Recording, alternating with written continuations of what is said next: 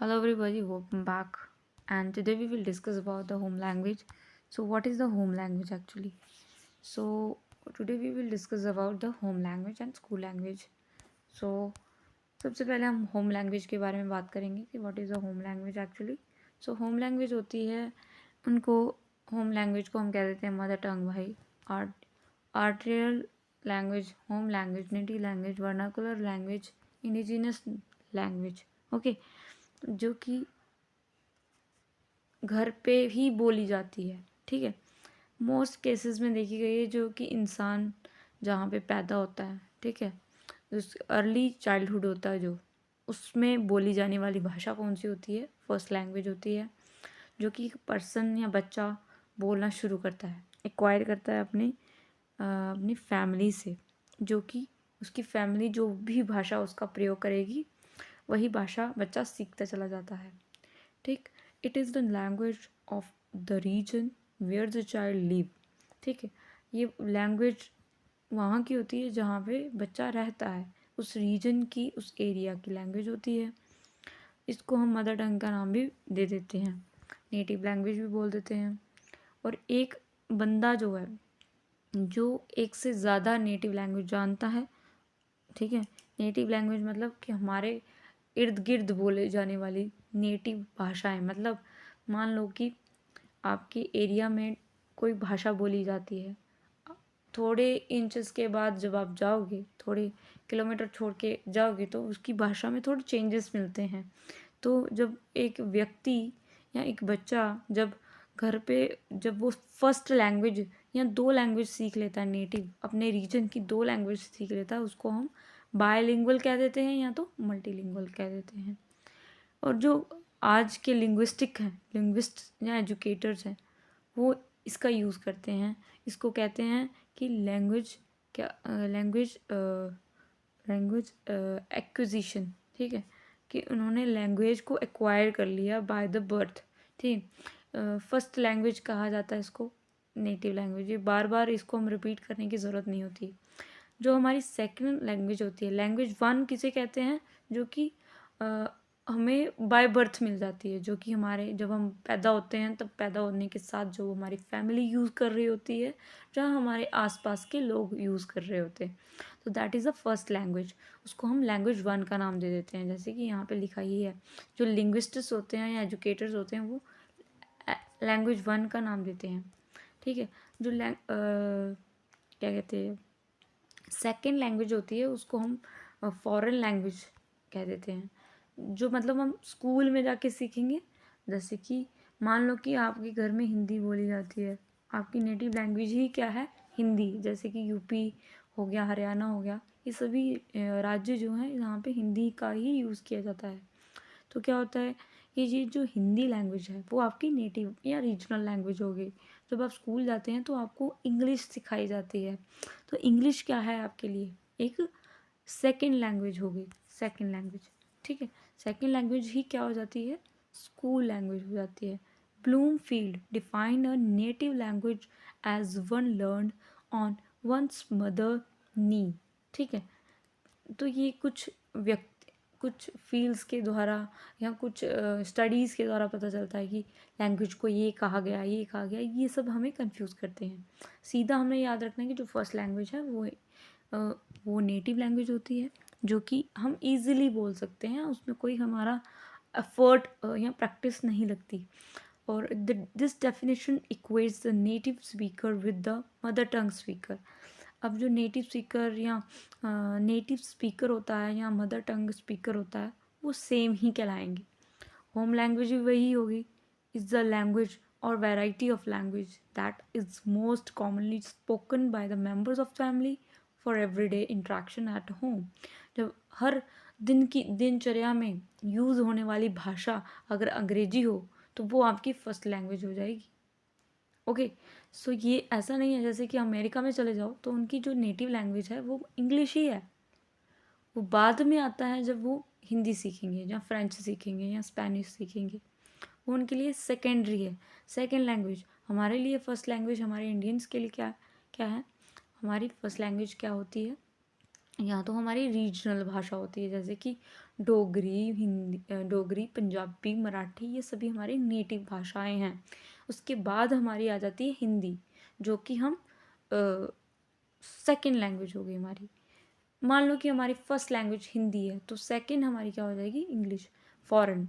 तो सेकंड जो होती है वो हमेशा क्या होती है, फॉरेन लैंग्वेज होती है, ठीक। Sometimes the term mother tongue or mother language is used to language that the person learned as a child at home.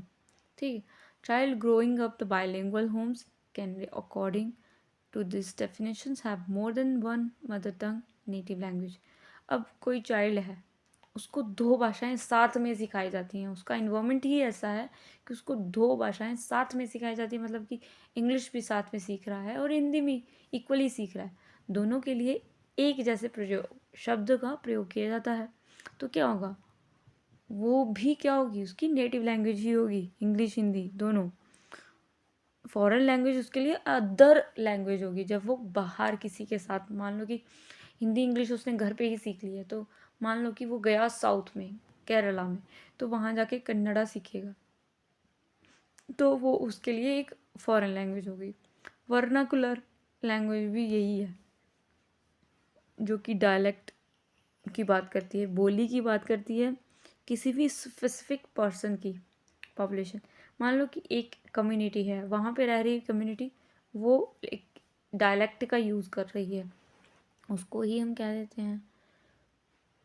और जैसे कि ये सभी चीज़ें हैं इसमें, वर्नाकुलर, ये अलग अलग नाम है इसके सिर्फ ना, we don't confuse with this. First language वही सेम चीज़ें हैं जो कि आफ्टर बर्थ हमें मिलती हैं। क्रिटिकल पीरियड होता है, एक बच्चा बहुत अच्छे से सीख लेता है और उसको अच्छी इन्वायरमेंट मिले, लैंग्वेज, अच्छे शब्द सीखने को मिले, तो इस मतलब सेंसिटिव पीरियड के साथ क्रिटिकल पीरियड बोला जाता है बच्चे का। अगर बच्चे को फर्स्ट लैंग्वेज अगर अच्छी सिखाई जाए, तो उसका जो सेकेंड लैंग्वेज एक्वाइजेशन है वो इजीली हो जाता है। Child brought up speaking more than one language that has a native language, bilingual भी कह देते हैं उसको। सेकेंड लैंग्वेज जो होती है वो एनी लैंग्वेज हो सकती है जो कि स्पीक करता हो, फर्स्ट लैंग्वेज से अलग होनी चाहिए वो। अब देखो, ये तो हमें पता चलेगा कि इसको नेटिव, मदर टंग, और हमारी वर्नाकुलर, इंडिजीनियस, होम, फर्स्ट, ये सब लैंग्वेज बोलते हैं, ठीक, जो कि हम बाय बर्थ सीख लेते हैं हमारी फैमिलीज़ के द्वारा, या हमारे जो भी अपने भाई बहन के द्वारा हम सीख लेते हैं। पर हमारी जो दूसरी भाषा होती है, जहाँ तो ये इसमें ये भी बात की गई है, जो बायलिंगुअल है, जैसे कि ये बायलिंगुअल की बात कर रहा है, ठीक है, तो बायलिंगुअल बायलिंगुअल की भी बात हमने करनी है कि बायलिंगुअल, मान लो कि एक घर में है, जैसे कि अभी अभी मैंने बात की कि एक घर है, तो वहाँ पे दोनों के लिए इक्वल इन्वायरमेंट मिल रहा है, लाइक हिंदी और इंग्लिश के दोनों के लिए एक ही इन्वायरमेंट मिल रहा है, तो कैन इजीली वो दोनों उसकी नेटिव ही भाषाएं होंगी, क्योंकि वो साथ में सीख रहा है। तो अगर किसी और इन्वायरमेंट में जाके वो नई लैंग्वेज सीखता है, मतलब स्कूल में जाकर कई नेक्स्ट फॉरेन लैंग्वेज सीखता है लाइक इंग्लिश, तो उसके लिए वो क्या हो जाएगी, सेकेंड लैंग्वेज होगी, थर्ड लैंग्वेज नहीं होगी। क्यों? क्योंकि दो लैंग्वेज उसको साथ में सिखाई जा रही हैं, तो ये अलग है, ठीक है। Language acquisition is the process by which human acquire the capacity to perceive and comprehend the language.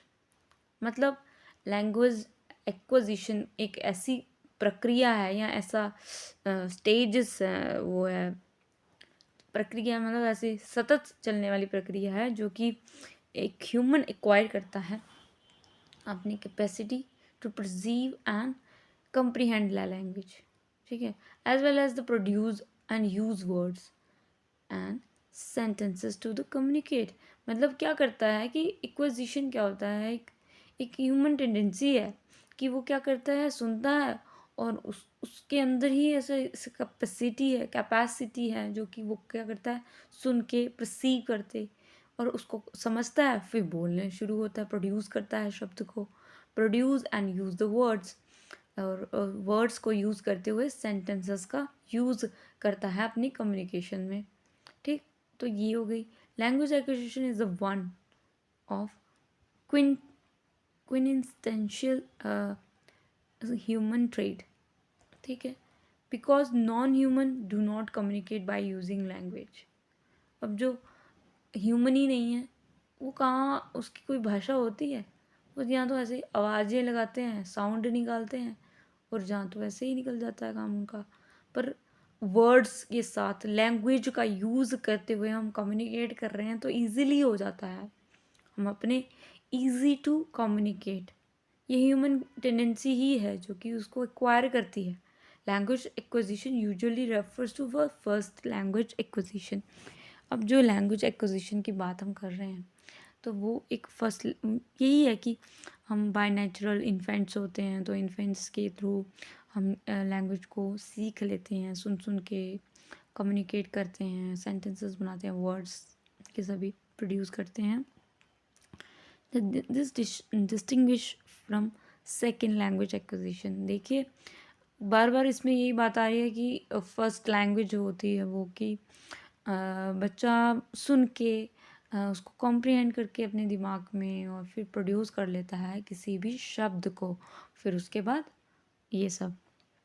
But जो सेकंड लैंग्वेज है ना उसमें आपके एक्विजिशन से वो अलग है, ठीक है। उसमें आपको डेलिबरेटली अपना हाथ पैर मारने पड़ते हैं, एफर्ट्स करने पड़ते हैं। इसमें एफर्ट्स नहीं है, अपने आप आपको एक्वायर हो जाती है। ये मतलब आपको सीखना नहीं है इसके लिए, मतलब आपको एफर्ट्स नहीं करने होते हैं, एक पर्टिकुलर लर्निंग नहीं देनी है इसमें। Which deal with the acquisition both the children and adult, ठीक, एडिशनल लैंग्वेजेस। सो आगे हम पढ़ रहे हैं the capacity to successfully use language requires one to acquire a range of tools including phonology. देखिए किसी भी लैंग्वेज को सीखने के लिए, एक्वायर करने के लिए हमें प्रॉपर ज़रूरत होती है, जैसे कि फोनोलॉजी की, साउंड सिस्टम, जैसे कि च, सी एच च, तो that is a phonology. Morphology हो गई जिसमें आपको मीनिंग भी तो पता होना चाहिए वर्ड्स के। आपको मीनिंग ही नहीं पता फिर आप कैसे उसको डिफ्रेंशिएट करेंगे। अब हिंदी में है अधिगम तो इंग्लिश में है लर्निंग, तो दोनों में डिफरेंसेस तो है। मॉर्फोलॉजी यहाँ पे वर्क करती है। सिंटैक्स हो गया कि आपका दूध के दूध को काट कर नहीं, सेब को काट कर हमें खिलाओ, तो ये तो सही है, सेब को काट के हमें खिलाओ, काट कर सेब हमें खिलाओ। तो मतलब ये सिंटैक्स कहने सीधा सीधा मतलब ये है कि कंफ्यूज होने की बात नहीं है। सिंटैक्स का मतलब है कि वर्ड जो आप लिख रहे हैं वो सब्जेक्ट की जगह सब्जेक्ट हो, ऑब्जेक्ट की जगह ऑब्जेक्ट हो। और सिमेंटिक भी यही हो गया कि मीनिंग होना चाहिए इसका, जो भी सेंटेंस आप लिख रहे हैं उसका मीनिंग निकलना चाहिए। अब जैसे फ्रेज़ हो गई तो इनका मीनिंग होता ही नहीं है। एक्सटेंसिव वोकेबलरी, एक्सटेंसिव वोकेबलरी जैसे कि एक्सटेंसिव इंटेंसिव। एक्सटेंसिव हो गई जो आप मज़े के लिए पढ़ रहे हैं, ठीक है, एक्सटेंसिव रीडिंग हो गई। वोकेबलरी उसी के साथ जोड़ लो कि वो वोकेबलरी जो एक्सटेंसिव हो। Language can be vocalised as in speech and manual as in a sign, ठीक है। लैंग्वेज जो है वोकलाइज एज अ स्पीच, मतलब जब तक हम बोलते नहीं हैं तब तक हमें लैंग्वेज का पता नहीं चलता कि हम कौन सी लैंग्वेज यूज़ कर रहे हैं। मैनुअली हो गया कि हम साइन लैंग्वेज का यूज़ करते हैं, मैनुअल हाथों से हम अपने इशारा करते हैं। The human language capacity is represented in the brain, ठीक है।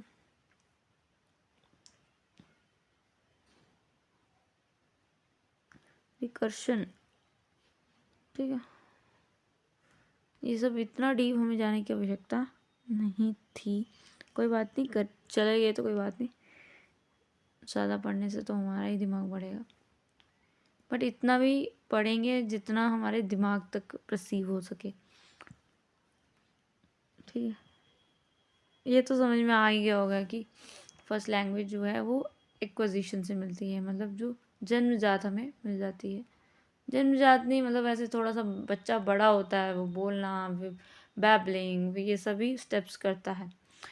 तो ये इसमें ये स्टेप्स भी बताए होंगे, जैसे कि ये, हाँ ये आगे, जैसे कि फर्स्ट लैंग्वेज जो जनरली एक्वायर होती है बच्चे के द्वारा, तो कूइंग होती है, जो कि 3 महीने से लेकर 6 महीने तक बच्चा जो करता है कूइंग, मतलब कोई भी ऐसे क ख ग ये सब बोलता है, फनीम्स जो होते हैं, साउंड वर्ड्स होते हैं जो क स ख ऐसे बोलता है, तो हम बोलते हैं ऐसे क्या करता रहता है, पर वो एक्चुअली वो शब्दों, स्वर या व्यंजन जो होते हैं ना, उनको बोल रहा होता है।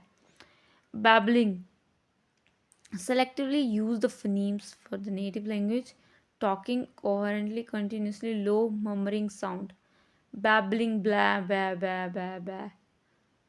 ये तो हो गया 3 से लेके 6 तक हो गया फिनीम्स, मतलब कि साउंड। मतलब इन दोनों में, कूइंग और बैबलिंग में, दोनों में हम देखें तो हमारे जो स्वर व्यंजन जो है होते हैं उसका प्रयोग करता है।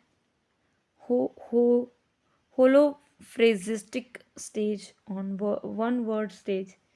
अब 9 महीने से लेकर 18 महीने तक बच्चा एक शब्द बोलना शुरू करता है।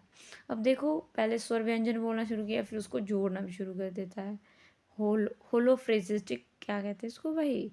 वन वर्ड स्टेज कहते हैं, जिसमें वन वर्ड बोलना शुरू करता है।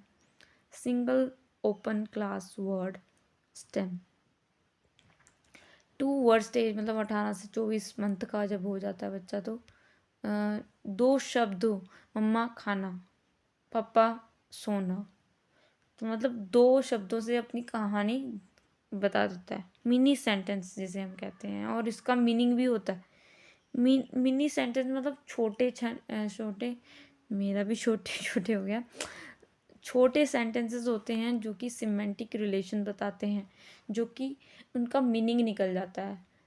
छोटे वर्ड्स होते हैं जो कि 18 मंथ्स के भीतर, 18 से लेके 24 मंथ के बच्चा जो होता है, मतलब 2 साल के अंदर अंदर वो 2 शब्द बोलना शुरू कर देता है, 2 साल के अंदर अंदर। और 2 साल के भी 1.5 साल के अंदर अंदर वो एक शब्द बोलना शुरू करता है। फिर उसके भी अंदर 6 महीने के अंदर या 8 महीने के अंदर वो क ख ग घ ये सब बोलना शुरू करता है।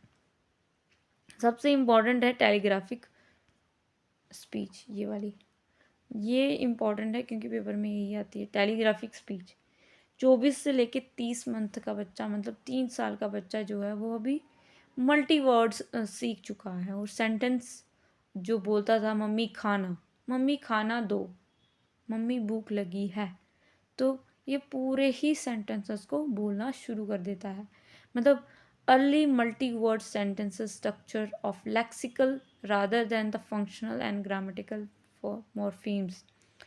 अब इसके बाद फ्लुएंसी आ जाती है। फ्लुएंसी मतलब 30+ मंथ का बच्चा हो जाता है, तो almost normal developed speech and grammatical और फंक्शनल स्ट्रक्चर इमर्ज। मतलब अब तक तो बच्चा क्या कर रहा था, क ख ग बोल रहा था 6 महीने तक। फिर उससे पहले 3 महीने का सिर्फ स्वर आ ई ये सब बोल रहा था। उसके बाद क ख ग बोल रहा था। उसके बाद गोइंग, कुकिंग, क्या बोलते हैं उसको, बैबलिंग बैबलिंग कर रहा था, बैबलिंग, ठीक है। कूइंग हो गया, कूइंग। उसके बाद इसके पहले भी कुछ किया उसने भाई, ये देखो, कूइंग हो गया, कूइंग किया, बैबलिंग किया।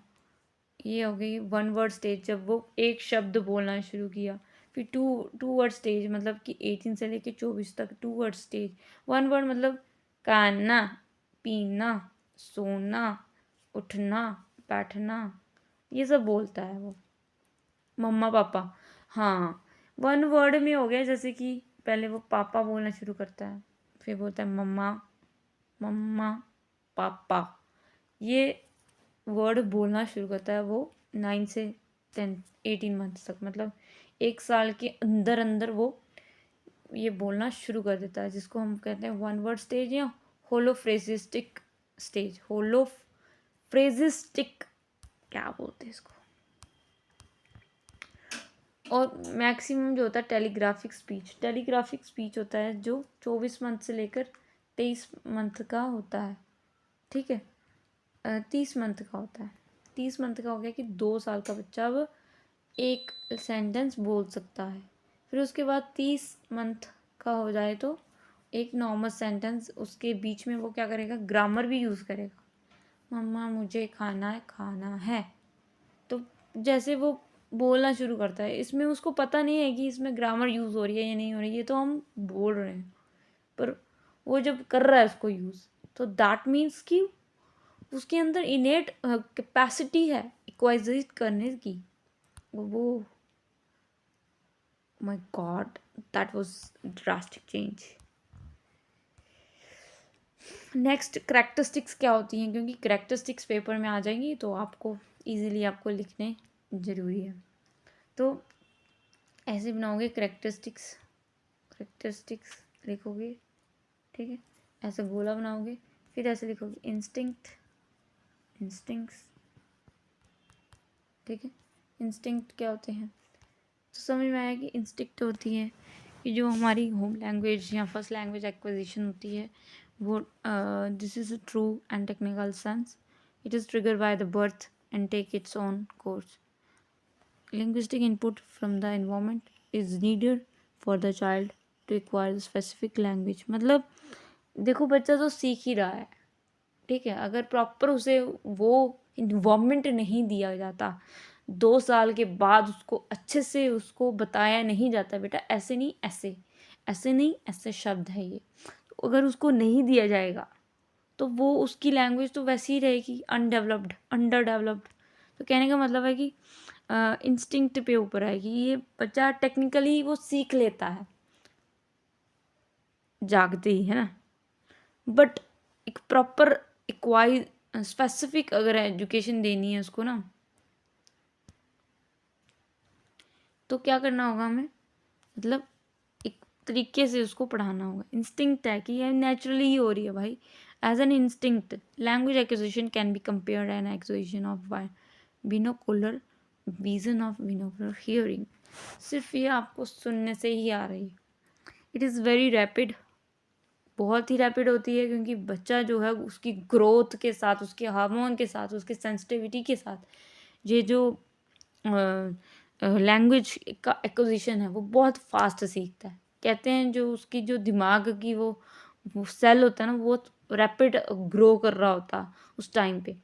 तो 2 साल के साथ 6 साल का बच्चा लैंग्वेज बहुत फास्ट सीखता है, सिंबल्स को बहुत जल्दी ग्रैब करता है। इसीलिए उस टाइम पे बच्चों को सिंबल्स से पढ़ाना या उनसे समझाना बहुत ही वो जल्दी सीखता है।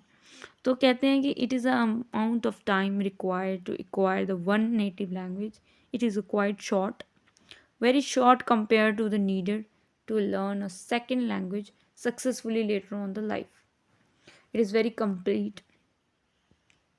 The quality of first language acquisition is far better than the second language. देखो सेकेंड लैंग्वेज जो बच्चा स्कूल में जाके एफर्ट्स के साथ सीखेगा, उसमें वो इतना ज़्यादा 100% नहीं दे पाता जितना वो फर्स्ट लैंग्वेज में दे देता है। वो अपने आप में कंप्लीट होती है, बच्चे में वो एक कॉन्फिडेंस आ जाता है उस लैंग्वेज के अंदर ना। दूसरा होता है it does not require instruction, इसमें इंस्ट्रक्शन की ज़रूरत नहीं होती, इसमें करेक्शन की ज़रूरत नहीं होती, इसमें कोई आपको एक ग्रामर नहीं रटनी है, एक नेचुरल फॉर्म में आपको सीख लेना है कोई चीज़ को, ठीक है। It does not require instruction despite the fact many non linguistic think that mother are no important for the children to learn their native language. Instruction by parents and caretakers are unnecessary despite the psychological benefits and of attention to the child. अब इसका significance क्या होता है, इसकी क्या ज़रूरत है। देखो सिग्निफिकेंस इसका यही है कि पर्सनल, सोशल और कल्चरल आइडेंटिटी इससे जुड़ी होती है हमारी। इसका क्या महत्व है हमारी लाइफ में, इसका क्या महत्व है, क्योंकि देखो हम कहीं भी चले जाए ना लाइफ में, हमारा लाइफ में ये साथ में चलती है, ठीक है। थोड़ा मान लो कि व्यक्ति बिहार से है, ठीक है, तो बिहार वाला टीचर जब क्लास में पढ़ाएगा, मतलब हमारे क्लास में आएगा, तो वो उसकी एक्सेंट थोड़ी ना बिहारी होगी, तो हम सोचेंगे अच्छा ये बिहार से है, तो मतलब उनकी एक्सेंट ही हमें बता देती है उनकी कल्चरल आइडेंटिटी, जो कि उसकी नेटिव लैंग्वेज होगी, ठीक है, जहाँ उसकी पर्सनल आइडेंटिटी डिलीवर करती है। फर्स्ट लैंग्वेज जो होती है वो हमारी रिफ्लेक्शन होती है, मतलब हम हमें बताते हैं कि हम कहाँ से हैं, हमारी कम्युनिटी को दर्शाती है। तो हमें गर्व होना चाहिए ना इस चीज़ पर कि हमारी कम्युनिटी को दर्शा रही है। मान लो कि हम एक बहुत ही अच्छे स्टेज पे चले गए, जैसे कि विद्युत जम्वाल है, राइट, अभी वो मतलब अच्छा कलाकार है, मानते हैं लोग, फाइटर है, ठीक है, फिल्म्स में फाइटिंग का सीक्वेंस करता है, तो वो कहाँ से है वो हमें नहीं पता था जब तक वो बना नहीं था। अब वो इतनी स्टेज पे आ गया और आज वो ये कह सकता है कि हम आ, मैं कहाँ का हूँ, सांबा का हूँ, मतलब वो अपनी आइडेंटिटी को दर्शा रहा है। इसका मतलब कि वो कल्चरल आइडेंटिटी को रिफ्लेक्ट हो रहा है, अपना रिफ्लेक्ट कर रहा है अपनी नेटिव लैंग्वेज, उसकी लैंग्वेज वो सीख सकता है, क्योंकि वो उसने पहले ही छोड़ दी थी, तो वो कैसे सीख पाएगा। अगर मान लो कि मतलब कुछ लोग होते हैं ना कि मतलब कि मेरे अकॉर्डिंग, मतलब मैं ऐसे नॉर्मल बात कर रही हूँ, ये सिर्फ इसके लिए नहीं कर रही हूँ, जैसे कि मान लो कि मैं केरला की हूँ, ठीक है, तो मेरी एक्सेंट केरला वाली आ जाएगी थोड़ी, मेरी English and not better pitch, मतलब थोड़ी सी एक्सेंट वैसी आ जाएगी। जैसे मैं थोड़ी नॉर्थ इंडिया की हूँ, जैसे कि बिहार की हूँ, तो मेरी एक्सेंट बिहारी बीच में आ जाएगी। तो कुछ लोग होते हैं जो जिसकी एक्सेंट कोई प्रभाव ही नहीं पड़ता, मतलब उसकी खुद की एक्सेंट होती है कि मान लो कि जैसे कि हम कोई डोगरी है, ठीक है, तो उसकी मतलब उसकी लैंग्वेज जो होगी वो उस तरह से डेवलप होगी, राइट, उसकी लैंग्वेज बोलने का तरीका, उसकी एक्सेंट उसमें आ जाती है, तो वो कहते हैं अच्छा तुम डोगरे हो, तो मतलब बंदा पहचान लेता है झटपट। अगर मान लो कि तुम्हारी इंग्लिश है, तो तुम्हारी मतलब मैं कह रही हूँ कि एक टीचिंग प्रोफेशन में बच्चे को पता ही नहीं चलना चाहिए कि आप कौन सी कल्चर से हो, ठीक है, आप किसी भी स्टेट में चले जाओ, आप इंग्लिश हिंदी अच्छे से जानते हो तो आप उनसे अच्छे से वार्तालाप कर सकते हैं या उनसे अच्छे से कॉन्वर्जेट कर सकते हैं, ठीक है। जैसे कि आप आज तक पे सुनते ही हैं, जैसे कि पूरी हिंदी प्रयोग करते हैं वो, मतलब पूरा, मतलब एक भी शब्द जो है वो इंग्लिश का नहीं होता, जिससे क्या होता है कि वो आपकी क्लैरिटी देता है कि अच्छा हिंदी का ऐसा बोला जाना अच्छा होता है, क्योंकि एक्सेंट तो उनके भी नहीं आते, वो भी तो कहीं के होंगे ना, किसी कल्चर से बिलोंग करते होंगे, लाइक कोई हरियाणवी होगा, कोई दिल्ली का, दिल्ली में तो हिंदी ही चलती है, दिल्ली में कुछ हरियाणवी हैं, जैसे कि यूपी वाले भोजपुरी हैं, तो ये सभी चीज़ें हैं, ये सभी एक्सेंट उनमें मिल जाते हैं। जैसे कि कभी आपने देखा होगा कोऑर्डिनेटर जो होते हैं, जो न्यूज़ पे कोऑर्डिनेटर होते हैं, जैसे कि बंगाल का होगा तो वो, जैसे कि गुजरात का हो गया तो वो, जम्मू कश्मीर का हो गया तो अलग होगा, तो उनके एक्सेंट बीच में आ जाती है, क्योंकि उनका इतना मतलब वो अपनी जो न्यूज़ प्रदर्शित करते होंगे वो अपनी नेटिव लैंग्वेज में करते होंगे, जिसकी वजह से क्या होता है कि हम उसी के साथ जुड़ जाते हैं। बट जब हम एक चीज़ की बात कर रहे हैं, मतलब एक ही लैंग्वेज की बात कर रहे हैं, तो हमें पूरे उसमें ही घुस जाना चाहिए। मतलब एक्सेंट बुरी बात नहीं है, बट एक कहीं होता है ना, बच्चा भी आपसे वही चीज़ सीख लेता है, वो चाहे गलत हो चाहे अच्छा हो। प्रोनंसिएशन जिसकी हम बात कर रहे हैं, तो फर्स्ट लैंग्वेज जो होती है वो आपकी मोस्टली रिलेटेड होती है सोशल से, सोसाइटी से, जो हमारी जहाँ से हम आए होते हैं, जिस कम्युनिटी से हम बिलोंग करते हैं। तो आई थॉट आपको ये क्लियर हो गया होगा, ठीक। तो 5 इयर्स का या 7 इयर्स का बच्चा ये सब सीखना शुरू करता है, फिर उसके बाद क्या होता है कि 5 के बाद जब प्ले वे स्कूल हट जाता है, उसका लैंग्वेज 2 एक्वायरेशन शुरू हो जाती है उसकी। और वो फिर दूसरी लैंग्वेज सीखना शुरू करता है जो कि उसकी अदर लैंग्वेज होती है.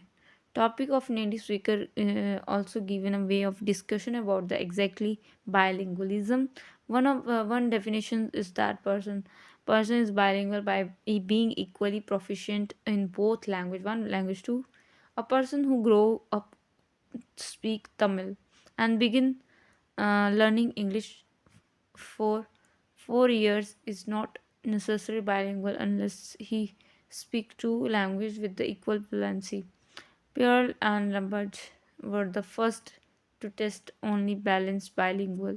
That is, the children who are completely fluent in a two language and feel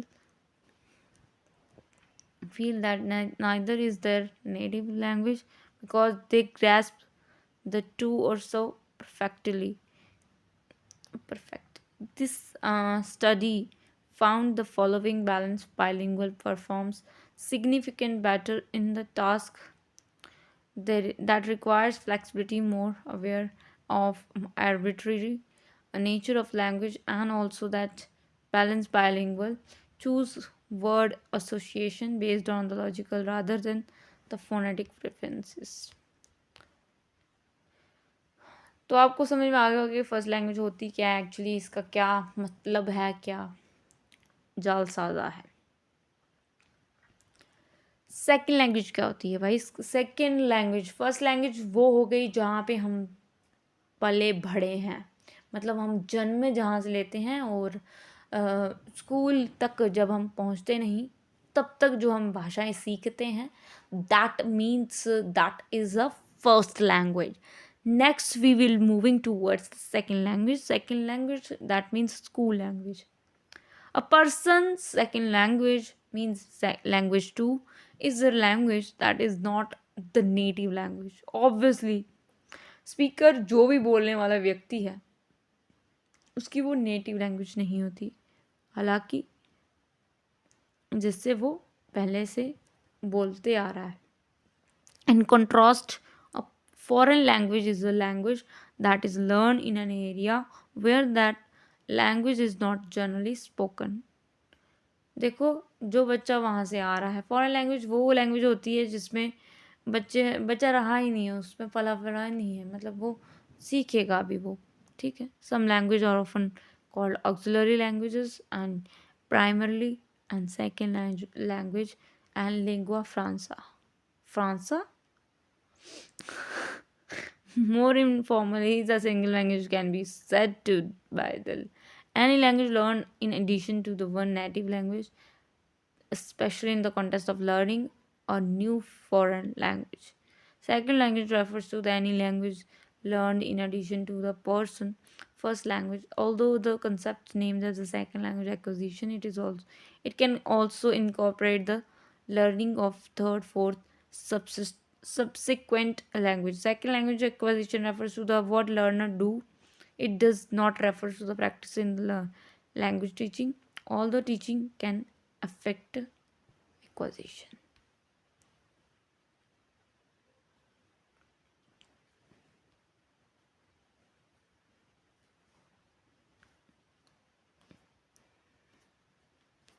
English as a second or foreign language is used of English by speaker with the different native language. ठीक है, मान लो कि आपकी जो native language हो वो हिंदी है या पंजाबी है या मराठी है या कुछ भी है, वो हमेशा उनकी फर्स्ट लैंग्वेज होगी, और जो सेकेंड लैंग्वेज होगी वो हमेशा क्या होगी, उनकी इंग्लिश लैंग्वेज होगी. मान लो कि किसी घर में इंग्लिश ही बोली जाती है तो उनकी फर्स्ट लैंग्वेज क्या होगी, इंग्लिश होगी, और सेकेंड लैंग्वेज फॉरेन लैंग्वेज क्या होगी, English. Instruction for English language learners में B known as the English as a second language. English is as a foreign language. English as an additional language. Other language. ठीक है. तो ये सभी समझ में आया आपको कि क्या है. ये वही बार बार यही रिपीटेटिवली क्या बोले जा रहा है कि जो लैंग्वेज जो हम घर पे नहीं बोलते जो स्कूल में बोलते हैं, जो स्कूल में सिखाई जाएगी, या फॉरेन लैंग्वेज होती है उसको हम फॉरेन लैंग्वेज कह देते हैं, जो हम एक्वायर करते हैं। और जो कुछ स्टूडेंट जो होते हैं वो उनकी फर्स्ट लैंग्वेज होती है, सेकंड लैंग्वेज होती है। यही होता है इसमें, बार बार यही रिपीटेटिवली बोले जा रहा है। जो होम लैंग्वेज होती है वो सराउंड होती है हमारे कल्चर और उससे, पर ये जो होती है वो डिफरेंट ही होती है, फर्स्ट लैंग्वेज से बिल्कुल डिफरेंट होती है। ठीक है, इसमें हमें स्कूल या ट्यूटर के द्वारा सिखाई जाती है। ठीक है, और इसके बाद इसमें हमें हेल्प लेनी पड़ती है किसी व्यक्ति की, जिससे हम सीखते हैं स्कूल में। और ये हमारी सेकंड ही होती है, हमेशा सेकंड ही रहेगी और कभी फर्स्ट नहीं होती। ठीक है, second language a term typically used in English speaking countries, more often refer to the learning than the teaching. Communication strategy used by language to learner. देखो सेकंड लैंग्वेज जो है वो कैसे फ्रिक्वेंटली नहीं होती है लर्न, उसमें हमें मेहनत करनी पड़ती है, स्ट्रैटेजी बना के लर्नर को उस प्रॉब्लम के थ्रू हमें उसमें समझना पड़ता है, इनकलकेट करना पड़ेगा उसमें हमें नए नए पैराफ्रेजिंग, ठीक है, पैराफ्रेजिंग बनानी होगी, सब्स्टिट्यूट करना होगा न्यू वर्ड्स को, और switching to the first language, ask for clarification. These strategies, with the exception of switching language, are also used as native speaker. No comprehensive list of strategy has been agreed on by researcher in the second language. देखिए, अब हमने first language के बारे में पढ़ा, जिसका characteristics था no instruction requirement, right. और उसमें ये भी पढ़ा हम लोगों ने कि फर्स्ट लैंग्वेज होती है वो ये सब। सेकेंड लैंग्वेज में कुछ स्ट्रैटेजीज जो हमें यूज़ करनी होती है, जैसे कि करिकुलम, सर्कमलेशन, करिकुलम है या circumlocution, the refer to the learner using different words and phrases to express their intend meaning. अब इसमें लर्नर को क्या करना है, अपना प्रीवियस जो लैंग्वेज है उसको यूज़ करते हुए ये वाली लैंग्वेज को सीखना होता है, जिसमें वर्ड्स का यूज़ करेगा, फ्रेजेस का यूज़ करेगा अपनी फीलिंग्स को एक्सप्रेस करने के लिए।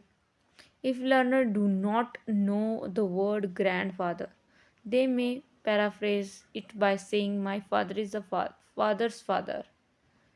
अब किसी को पता ही नहीं है ग्रैंडफादर किसे कहते हैं, तो क्या बोलेगा वो, पहले वो सीखेगा ना कि माय फादर्स फादर, ये डायरेक्ट थोड़ा बोल पाएगा कि ग्रैंडफादर, तो ये लर्नर लर्न करके ही सीखेगा। फिर उसके बाद आएगा सिमेंटिक अवॉइडेंस, लर्नर क्या करेगा, अवॉइड करेगा प्रॉब्लमेटिक वर्ड को by using different one. For example, substituting the irregular verb make with the regular verb ask. The regulatory of ask make it easier to ask correctly. Make it ask ज़्यादा हो गया। Semantic, learner may avoid the problematic word by using different one. Word coinage.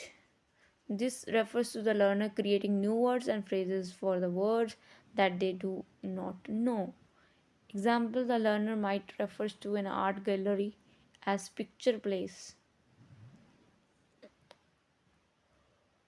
Language switch. A learner may insert a word from their first language into the sentences and hope that there are क्या है शब्द, interlocutor will understand. Asking for clarification, no verbal strategy. Asking for clarification, that the strategy of the ask for the correct words, another helps to the communication strategy. No, non-verbal strategy means this is referred to the strategy such as the use of gesture, and mind meme to arguments or replace verbal communication. Avoidance, multiple forms, communication strategy. Second language should be what? Topic. Avoid talking about topics for which they lack the necessary vocabulary. Other language skills in the second language. Learners sometimes start to try to talk about the topic but abandon the effort and mid alternates after discovering that they have lackage the language resource need to complete the message. देखिए ये सब क्या थे जो भी हमने पढ़े, ये 5-6 हमने इसमें झाड़ू नहीं मारना है, सिर्फ ऐसे ही नहीं चलते जाना है, हमने इसको समझना है। सिर्फ हमने पढ़ा भी तो हमने पढ़ के हमें समझ में आया कि जो हमारी लैंग्वेज 2 है, मतलब सेकंड लैंग्वेज है, उसको हम कैसे कौन से ऐसे स्टेप्स होंगे कम्युनिकेशन के, किस तरह से हम उसको सीखेंगे, स्ट्रैटेजी क्या होगी। तो उसमें सबसे पहले उसने कहा कि एक मतलब ये छोड़िए कि आप क्या करोगे कि जैसे कि लर्नर क्या करेगा, डिफरेंट वर्ड्स और फ्रेजेस का यूज़ करेगा। तो बेसिकली आपने ये वाला शब्द इतना बड़ा यूज़ नहीं करना है, ये वाला कर लेना। The word and phrases can be use by the learner firstly, then वो क्या करेगा, उसका मीनिंग समझेगा अपने दिमाग में। सीमेंटिंग अवॉइडेंस, मतलब जो सीमेंटिंग होता है कि एक मीनिंगफुल सेंटेंस निकलना चाहिए, तो क्या करेगा, उसको बिना सोचे समझे वो उसको बोलना शुरू करेगा।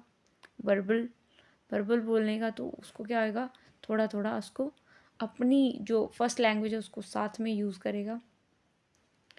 वर्ड को इकट्ठा करेगा, ज़्यादा से ज़्यादा वर्ड्स उसके दिमाग में होंगे, वोकैब होगी, तो वो क्या कर पाएगा, अपने सेंटेंस को फ्रेम कर पाएगा, अपना लैंग्वेज को स्विच कर लेगा, मतलब कि जो फर्स्ट लैंग्वेज है उसके साथ मिला के बोलेगा, तो उसको क्या होगा, ईजी होगा। आस्किंग फॉर द क्लैरिफिकेशन, जैसे कि कोई चीज़ उसको समझ में नहीं आ रही तो वो क्या करेगा, करेक्ट वर्ड पूछेगा या किसी भी की हेल्प लेगा कम्युनिकेशन करने में। नॉन वर्बल स्ट्रैटेजी हो गई, जैसे कि अब नहीं आ रहा है, किसी वर्ड नहीं आ रहा है कि इसको क्या बोलते हैं, तो उसको क्या करेगा, गेस्चर के थ्रू या उसको मीम के थ्रू क्या करेगा, उसको रिप्लेस करेगा वर्बल कम्युनिकेशन को, ना बोल के सिर्फ उसको ऐसे, मतलब वर्बली नहीं, उसको क्या करेगा, सिर्फ उसको गेस्चर्स के थ्रू अपना ये कम्युनिकेशन को रन करेगा। अवॉइड करेगा ये सब चीज़ें, कम्युनिकेशन स्ट्रैटेजी ज़्यादा से ज़्यादा उसको, मतलब अपनी जो नेटिव लैंग्वेज है उसको साथ जोड़ते हुए वर्ड्स फ्रेजेस को पढ़ेगा, वोकैबलरी को बढ़ाएगा। इससे क्या होगा कि उसकी जो सेकेंड लैंग्वेज, अब जो है प्रोसेस क्या है लैंग्वेज एक्विजिशन का, एक्विजिशन होता है कि जो हमें नेचुरल ही आ जाए, नेचुरली हम ऐसा इन्वायरमेंट क्रिएट कर दें कि वो चीज़ हमें दिमाग में बैठ जाए। तो क्या करना है कि जो जो लैंग्वेज एक्विजिशन है वो 2 कैटेगरी में हो सकती है, जैसे कि फर्स्ट लैंग्वेज होती है और सेकंड लैंग्वेज होती है। फर्स्ट लैंग्वेज जो है यूनिवर्सल है, जो कि हमें आनी ही आनी है, क्योंकि हम रह ही उस एनवायरनमेंट में रहे हैं कि हमें वो चीज़ आ ही जाती है। जो बच्चे होते हैं, वो छोटे छोटे बेबी होते हैं, वो क्या करते हैं, साउंड को सुनते हैं, साउंड को सुनने के बाद उसको इमिटेट करना शुरू करते हैं, फिर इवेंचुअली वो अपने वर्ड्स को प्रोड्यूस करते हैं। सेकंड लैंग्वेज जो है वो एज्यूम कर सकते हैं वो, पर आती नहीं है उनको। अपने फर्स्ट लैंग्वेज से जो सीख के आए हैं, उनकी जो नॉलेज उनकी बिल्ड हुई है वो सेकेंड लैंग्वेज में यूज़ करते हैं। जैसे कि हिंदी बोल बोल के वो इंग्लिश सीखते हैं कि मेरा नाम विनती है, तो मेरा नाम विनती है तो वो बोलेंगे मेरा नाम, नेम इज़ विनती, राइट। तो इस तरह से वो सेकेंड लैंग्वेज को प्रीवियस नॉलेज से जोड़ते हुए इनकलकेट करते हैं, स्टडी करते हैं और वोकैबलरी को इन्हेंस करते हैं, लर्न करने की कोशिश करते हैं। और जो सेकेंड लैंग्वेज होती है उसमें फोनोलॉजिकल होती है, ग्रामर होती है, राइटिंग सिस्टम होता है, एक तरीका होता है सीखने का, जिससे कि उसको सेकेंड लैंग्वेज भी एक्वायर हो जाती है। सेकेंड लैंग्वेज के 5 स्टेप्स होते हैं, प्री प्रोडक्शंस होते हैं, अर्ली प्रोडक्शन होता है, स्पीच एमर्जेंस होता है, इंटरमीडिएट होता है, फ्लुएंसी होती है, एडवांस फ्लुएंसी होती है। ये सभी चीज़ें क्या है? बिगिनिंग फ्लुएंसी, इंटरमीडिएट फ्लुएंसी, जैसे मेरी फ्लुएंसी हो गया है। फिर उसके बाद एडवांस फ्लुएंसी। ये सब थियोरीज जो होती हैं वो सेकेंड लैंग्वेज में आ जाती हैं। जो सेकेंड लैंग्वेज होती है वो एक एक एक इन्वामेंट क्रिएट किया जाता है। मैं आपको पहले भी कह रही हूँ कि एक इसके लिए एक इन्वामेंट क्रिएट किया जाता है, जिसके लिए आपको प्रॉपर ग्रामर के rules regulations, inductive deductive methods के थ्रू आपको किसी लैंग्वेज को एक्वायर करने को मिलता है विद एफर्ट्स एंड प्रैक्टिस। अगर एफर्ट और प्रैक्टिस करते हो तो आपको आती है। ठीक, कहते हैं कुछ थिंकर्स कि इसको भी एक्वायर की जा सकती है, सेकेंड लैंग्वेज को भी, बट इसके लिए आपको ऐसा इन्वायरमेंट क्रिएट करना पड़ता है, ऐसे नहीं आती वो। ठीक है, तो theories that have been developed to account of second language learning acquisition are closely related to the general learning theories. A behaviorist approach क्या कहती है कि जो सेकेंड लैंग्वेज होती है वो इमिटेशन या प्रैक्टिस या इनकरेजमेंट एंड हैबिट फॉर्मेशन से आ सकती है। सेकेंड लैंग्वेज वो है वो comparison with the learner first language, but the later generally perceived by the causing interference in the learning and additional one. This approach is seen now offer insufficient explanation of the complexity of the language learning. Noam Chomsky, आपने सुना ही होगा Noam Chomsky का नाम। Linguist हैं एक, जो कि language की बात करते हैं। इनका बहुत ही मेजर रोल है लैंग्वेज को सीखने में। नॉम चॉम्स्की कहते हैं कि जो बिहेवियरिज्म है, बिहेवियरिज्म मतलब कि व्यवहारवाद से हम अपनी सेकेंड लैंग्वेज को इमिटेट के माध्यम से या हैबिट फॉर्मेशन की वजह से हम सीख सकते हैं। He developed a theory of first language learning that suggests that language learning is an innate capacity. वो कहते हैं कि जो लैंग्वेज लर्निंग है वो इनेट कैपेसिटी मतलब अंदर ही से ही आ जाती है, जो चिल्ड्रन प्रोग्राम करता है to acquire the language thank to the there build knowledge as a universal grammar. He called this knowledge as competence and to distinguish to its form what might actually be said to a particular occasion. For Chomsky, the abstract knowledge of the language consists of the limited set of rules that enable the infinite number of sentences and construct. While he did not specify address second language learning, his theory has been applied to it. समझ में आया कि Noam Chomsky क्या कहते हैं कि उसके अंदर एक इनरेट कैपेसिटी है जो कि वो अपने नॉलेज को बिल्ड कर सकता है। तो वो इंग्लिश तो सीख ही सकता है, इंग्लिश छोड़ के कोई भी लैंग्वेज को सीख सकता है, चाहे वो फ्रेंच क्यों ना हो। मान लो कि आपकी इंडियन लैंग्वेज, आपकी जो फर्स्ट लैंग्वेज है वो इंग्लिश है, तो आपकी फ़ॉरेन लैंग्वेज क्या हो गई? फ्रेंच। फ़ॉरेन लैंग्वेज के लिए आपने उसमें कहता है वो बच्चे के अंदर ना ये एक लर्निंग पॉसिबल है, वो इमिटेशन के थ्रू या हैबिट फॉर्मेशन, वो एक बिहेवियरिज्म की थ्योरी को मानते हैं। नॉम चॉम्स्की वो एक लिंग्विस्टिक है, कहते हैं बच्चे के अंदर एक इनेट टेंडेंसी है जो कि वो उसको फॉलो करे तो वो आगे लर्न कर सकता है, वो एक्वायर कर सकता है, बिल्ड कर सकता है नॉलेज को। मैथडोलॉजी बिहेवियरिज्म की कहती है कि व्यवहारवाद से हम ग्रामर को भी नॉलेज कर सकते हैं। कोई भी हमें अटेंशन देने की ज़रूरत नहीं है, हम इजीली हम उसको सीख सकते हैं। Audiolingual approaches were based on the stimulus response psychology. Audiovisual से ऑडियोलिंगुअल से हम ये ईजीली सीख सकते हैं। Training student through the practising pattern to the form habits. अब क्या होता है कि हम वो हैबिट भी तो बनानी पड़ती है रोज़ रोज़ बोलने की इंग्लिश में, इंग्लिश छोड़ के कोई भी language. One of the most influential of innate theory, influential innatist theory, ठीक है, स्टीफन क्रास्पिन, क्या बोलते हैं इसको, स्टीफन क्रैश, कुछ भी पढ़ लो भाई, मुझे क्या, ठीक है। स्टीफन ये भी एक अपनी थ्योरी देते हैं कि भाई जो कम्युनिकेशन लैंग्वेज टीचिंग है वो कैसे उसको अपने दिमाग के थ्रू हम सीख सकते हैं। With in the cognitive theory second language acquisition learning involves the building of knowledge system or architecture which over the time through practice become automatically accessible in the reception and production. Some theorists which within the cognitive tradition have argued that interaction is an essential for language learning to take place. अब देखो, कुछ लोग, कुछ theorist कहते हैं कि जब तक आप बच्चे से इंटरेक्शन नहीं करते, बच्चे से बातें नहीं करोगे, उससे कहानियाँ सुनना, दादी की बच्चों से कहानियाँ सुनाना या बड़ों का या बच्चों से ज़्यादा बात करने से उसकी वो इंटरेक्शन क्या हो रही है, उनकी लैंग्वेज डेवलप कर रही है, लैंग्वेज को लर्न करने में मदद कर रही है, ठीक है। तो कहने का मतलब है कि ये चीज़ें जो है उनको इनपुट दे रही है। टीचर इसका एग्जाम्पल हो सकता है, जैसे कि डिस्कशन मेथड्स के थ्रू वो अपने बच्चों को, मतलब या जो भी बच्चे हैं वो करेंगे, उससे वो उनका लैंग्वेज एक्वायर हो रही है, ठीक है। Socio cultural perspective on second language.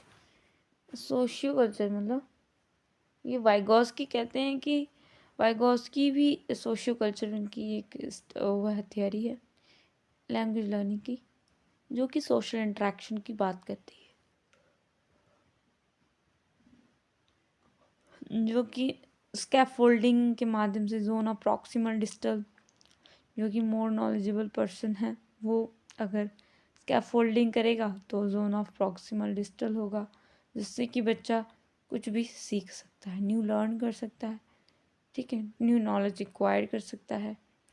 तो ये सब चीज़ें हैं, इसमें बोला गया है कि जो बंदा है, बच्चा है, वो लैंग्वेज कैसे भी सीख सकता है थ्रू इंटरेक्शन के माध्यम से। Teacher work is more important, उनको फैसिलिटेट करे जो कि बच्चा इजीली वही चीज़ को सीख पाए।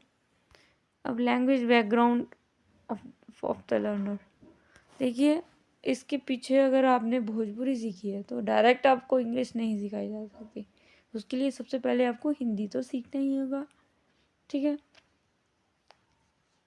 Hindi is compulsory, right. 21 century में आप देखते हैं कि जो चाइल्डहुड क्लासरूम है वो कल्चरल लिंग्विस्टिक एजुकेशन डाइवर्सिटी के साथ टीचर को अपनी पेडागोजी का यूज़ करते हुए no longer connect rigid traditional curriculum one size fit all activities but connect the flexible emerging curriculum of the foreground children normalcy of the diversity. In particular second language classroom, teachers should able to recognize what student they have faced and what problem the student have met the second language classroom. देखिए 21वीं शताब्दी है, right. तो यहाँ पे बच्चे अब क्या करेंगे, बहुत डाइवर्स हो गए हैं, बहुत डेवलप्ड, हम चाइल्ड सेंटर जिसे कह रहे हैं। तो यहाँ पर ट्रेडिशनल सिस्टम को हटा के यहाँ पे मेजरली फोकस किया गया है, जो करिकुलम होगा वो फ्लेक्सिबल होगा, जिसमें बच्चा खेलते कूदते बहुत सारी चीज़ें सीख रहा है। तो उसको सेकंड लैंग्वेज क्लासरूम में टीचर को ऐसा ये सब प्रॉब्लम फेस करनी पड़ेगी कि डाइवर्सिटी है, अलग अलग रीजन के लोग आ सकते हैं, अलग अलग वैरायटी की स्पीकिंग हो सकती है, कुछ डोगरे हो सकेंगे, कुछ हिंदी हो सकेंगे, कुछ भोजपुरी होंगे, कुछ है ना, तो अलग अलग उनकी भाषाएं होंगी। तो टीचर को ऐसा इन्वायरमेंट क्रिएट करना है जो कि जो भी प्रॉब्लम क्रिएट हो रही हैं, फेस्ड हो रही हैं, वो क्या करेगा, वो टीचर स्टूडेंट को फैसिलिटेट करेगा, डाइवर्सिटी को देखते हुए ऐसा सेटअप बिठाएगा जिससे कि क्या होगा कि सब बच्चों को बराबर समझ में आए,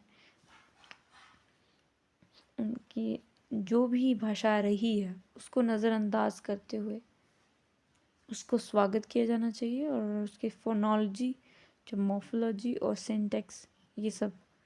first, the phonology knowledge is related to the how the people produce a language through the understanding phonology of phonemes. Phonology refers to the speech sound, ठीक है। फोनोलॉजी हमने पहले ही बात की। मॉर्फोलॉजी जो होती है वो how the word are formed, particular showing the information. Morphemes जो होते हैं वो स्मॉलर पार्ट होते हैं वर्ड्स के। और थर्ड, सिंटेक्स होता है जो कि स्ट्रक्चर की बात करता है, किसी भी सेंटेंस के स्ट्रक्चर की बात करता है। Teaching should have knowledge of linguistics so that they can make themselves more aware of linguistic differences that their student bring to the classroom, and design the effective approach to help the student language। अब देखो, teacher को पता होगा जब तक कि linguistics जो होते हैं, जो कि भाषा की बात करते हैं कि बच्चा कैसे सीखेगा, कौन सी भाषा उसको सिखानी है, कैसे सीखना है, उसकी लैंग्वेज लर्निंग की जब बात करते हैं। अनदर डिफरेंट जैसे कि हमने चॉम्स्की पढ़ा, नॉम चॉम्स्की, वाइगॉस्की, और उसके बाद हमने एक और तीसरा पढ़ा था, कौन सा था वो, जॉन दीवे भी हम पढ़ेंगे। तो ये सभी क्या है, ये जो लिंग्विस्टिक्स हैं जो कि लैंग्वेज की बात कर रहे हैं कि बच्चे लैंग्वेज कैसे सीखेंगे। तो ये सारी चीज़ें हैं, ये टीचर को हेल्प करती हैं और क्लासरूम में अच्छे से इफ़ेक्टिव लर्निंग हो, ये उसको बढ़ावा देती हैं। हाँ, जैसे कि हाँ, स्पीयरमैन को पढ़ा था। स्पीयरमैन कहाँ गया भाई, स्पीयरमैन, ये देखो वाइगॉस्की पढ़ा ना हमने।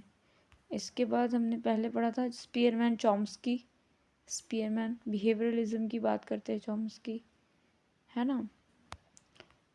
हाँ, लिंग्विस्टिक ये जो है नॉम चॉम्स्की हो गया 19, बहुत ज़रूरी है। नॉम चॉम्स्की हो गया। उसके बाद क्या था, स्पीयरमैन, ठीक है, स्पीयरमैन हो गया। स्टीफन, हाँ स्पीयरमैन नहीं, स्टीफन क्रास्पिन, नाम ही याद है, स्टीफन। ये भी एक इनेट टेंडेंसी की बात करता है, बच्चे के अंदर टेंडेंसी है। वाइगॉस्की, ये तीनों के बारे में थोड़ा थोड़ा लिख देना कि ये लैंग्वेज की ऐसे बातें करते हैं कि लैंग्वेज एक्विजिशन कैसे होती है।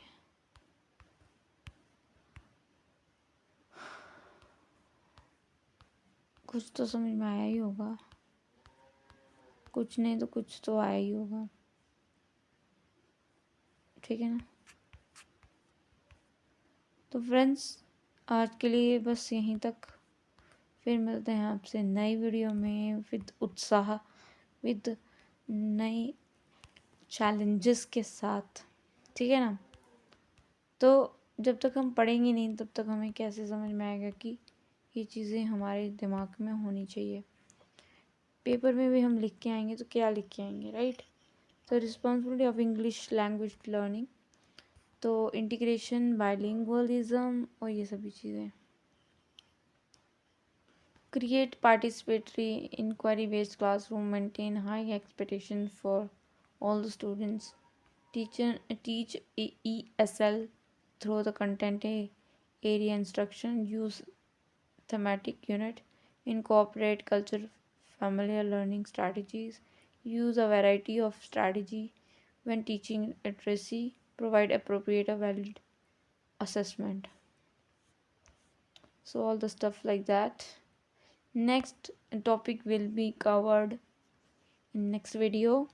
Till then, bye bye, take care and see you soon guys. If you like, if you understand something, मैं नहीं कह रही कि हर चीज़ आपको समझ में आई होगी, हर चीज़। सो जितनी भी आपको समझ में आई है, होम लैंग्वेज, सेकंड लैंग्वेज क्या होती हैं, इसमें कौन कौन से थिंकर्स रहे, जो भी हमने पढ़ा उसको एक बार फिर से आप देखिए, अंडरस्टैंड करिए। अगर नहीं आया समझ तो कोई बात नहीं, बल्ले बल्ले, शाबा शाबा। Till then, bye bye, take care, see you soon.